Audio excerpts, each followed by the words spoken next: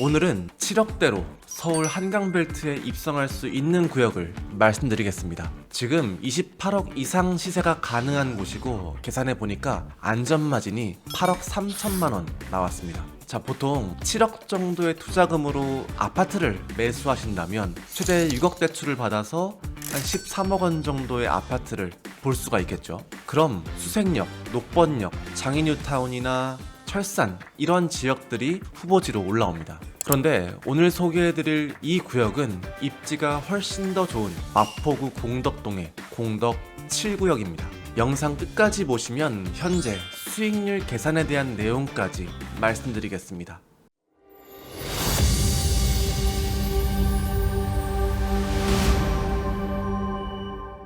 저는 이 구역에 물건을 갖고 있지도 않고 또 중개를 할 마음도 없습니다. 여러분이 더 나은 선택을 하시는데 조금이나마 도움이 되고자 이 기사나 공고문을 토대로 분석을 해봤습니다. 공덕 7구역은 이 한강벨트에 포함된 마포구에 위치해 있죠. 특히 이 공덕동이라는 지역은 염리동과 함께 마포구 내에서도 최상급지로 평가받습니다. 여기에 5호선 애호개역과 또 4개 노선이 지나가는 쿼드러플 역세권인 공덕역을 사이에 두고 있습니다. 여의도나 광화문의 도심 접근성은 말 그대로 최상위권입니다. 두 도심을 10분이면 도착할 수 있는데요. 이 도심 접근성은 상급지 아파트의 기본 조건이죠. 이 구역의 포인트는 크게 두 가지입니다. 바로 뛰어난 입지와 그리고 속도인데요. 재개발은 결국 이 두 가지가 가장 중요하죠. 입지는 이미 말씀을 드렸고요. 그럼 속도는 어떻게 확인하냐? 가장 기본적으로는 주민 동의율을 확인하시면 됩니다. 이 공덕 7구역은 동의서 진구부터 정말 빨랐습니다. 24일 만에 75% 달성.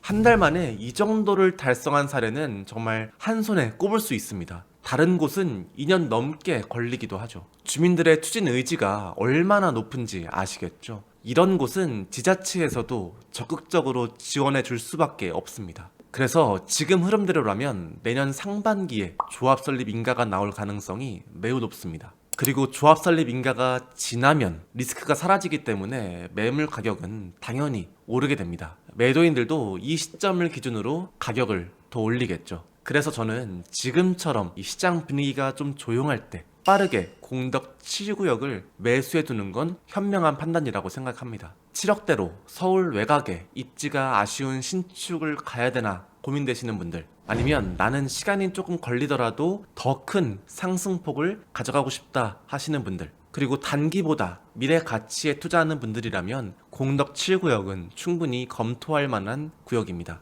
그러면 완공 후에 공덕 7구역은 어떤 모습으로 바뀌게 될까요? 공덕 7구역은 703세대, 최고 26층 규모입니다. 그런데 경사지 특성상 단지 내에 단차가 존재하고 동별로 층수도 많이 달라질 것으로 보입니다. 그런데 700세대? 단지 규모가 조금 아쉽죠. 단지 한가운데 공공보행 통행로가 지나갑니다. 이 통행로가 중요한 이유는 주변에 여러 재개발 구역들과 연결되면서 이 일대가 하나의 생활권으로 묶이게 됩니다. 공덕 7구역이 대단지는 아니기 때문에 조금 아쉽긴 하지만 실제로는 주변에 재개발 구역이 너무 많아서 하나의 신축 아파트 촌을 형성하게 됩니다. 2027년 3월 입주하는 공덕 1구역을 재개발한 마포자이 힐스테이트 라첼스, 그리고 바로 옆에 1500세대 공덕 8구역, 그리고 서계 청파구역, 청파 1, 2구역까지 모두 연결되는 하나의 생활권입니다. 그래서 공덕 7구역만 재개발하는 게 아니라 공덕역, 서계 청파 일대 전체가 같이 개발되면서 서울시 내에서도 그리고 한강벨트 내에서도 하나의 미니 신도시급 권역이 만들어지는 그림입니다. 노량진 뉴타운, 한남 뉴타운, 흑선 뉴타운처럼요. 세대 구성도 한번 같이 보겠습니다. 총 703세대 중에 조합원 물량은 402세대, 일반 분양 물량이 195세대, 임대 물량이 165세대입니다. 이 조합원 대비 일반 분양 비율이 48%로 사업성도 꽤 준수한 편입니다. 다만 대형 평형이 적고 중소형 평형대가 주력입니다. 이 중소형 평형이 전체 세대의 55%, 그리고 30평대 이상이 전체의 45%입니다. 40평대 이상은 두 세대밖에 되지 않습니다. 그래서 이 감정평가가 낮게 나온 매물들은 59타입에 배정될 수 있습니다. 74타입, 그리고 84 타입이 전체 318세대고 토지 등 소유자가 351명이기 때문에 단순 계산하면 33명 정도가 5구 타입에 배정될 가능성이 있는 겁니다. 그리고 배치도를 보면 이 아래쪽에는 공공청사가, 또 위쪽으로는 소방서가 들어오고 왼쪽으로는 연도형 상가가 계획되어 있습니다.